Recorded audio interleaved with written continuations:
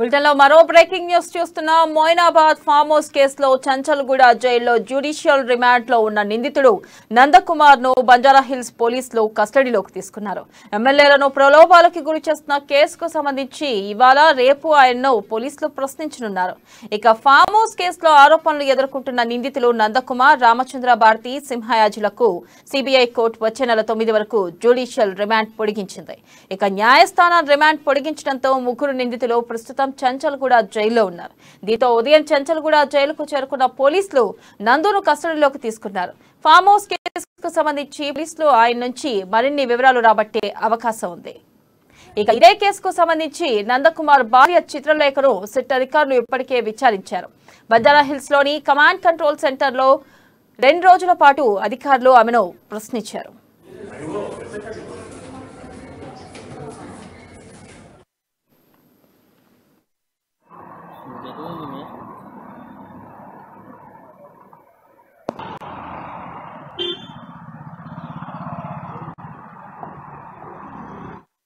Breaking news చూస్తున్న Moinabad farm house కేసులో చంచల్గూడ జైల్లో జ్యుడిషియల్ రిమాండ్ లో ఉన్న నిందితుడు నందకుమార్ ను బంజారాహిల్స్ పోలీసులు కస్టడీలోకి తీసుకున్నారు.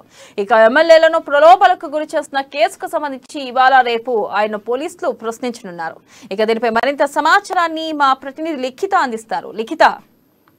Thank you Vennela. Moinabad farm house కేసులో చంచల్గూడలో జ్యుడిషియల్ రిమాండ్ లో ఉన్న నిందితులు నందకుమార్ ను బంజారాహిల్స్ పోలీసులు అయితే కస్టడీలోకి తీసుకోవడం జరిగింది. ఎమ్మెల్యేల కేసు విషయంలో అయితే ఎలాంటి సంబంధాలు ఉన్నాయి అనే విషయంలో రేపు ఆయనను పోలీసులు ప్రశ్నించనున్నట్లయితే తెలుస్తుంది. ఫామ్ హౌస్ కేసులో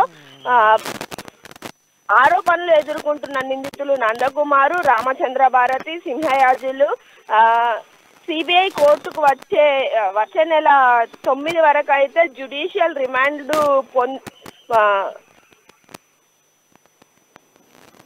పొడిగించినట్లయితే తెలుస్తుంది.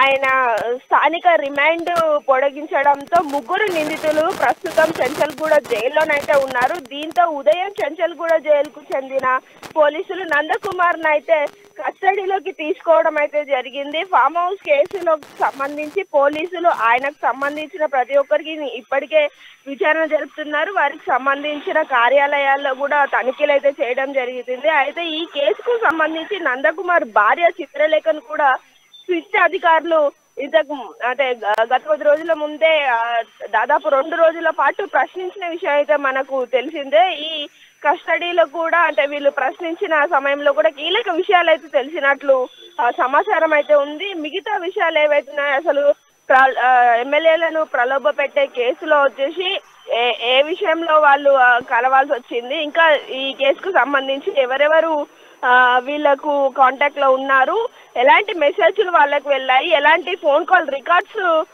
మాట్లాడారు అనే విషయం పైన అయితే మళ్ళీ ఒకసారి నందకుమార్ అయితే విచారించే పరిస్థితి అయితే కనబడుతుంది. ఇప్పటికే బంజారాహిల్స్ లోని కమాండ్ కంట్రోల్ సెంటర్ లో 2 రోజుల పాటు అధికారులు ఆమెనైతే నందకుమార్ భార్యనైతే విచారించారు. ఇప్పుడు నెక్స్ట్ నందకుమార్ ని కూడా విచారించే అవకాశాలు అయితే కనిపిస్తున్నాయి. ఈ విచారణలో అయితే వారి ఆస్తులకు సంబంధించే కాదు, అంతేకాకుండా వీరికి ఈ కేసులో ఇంకెవరెవరికి సంబంధాలు ఉన్నాయి అనే విషయాలు కూడా బయటికి లాగే పనిలోనైతే అధికారులు పడ్డట్టయితే తెలుస్తుంది. Thank you.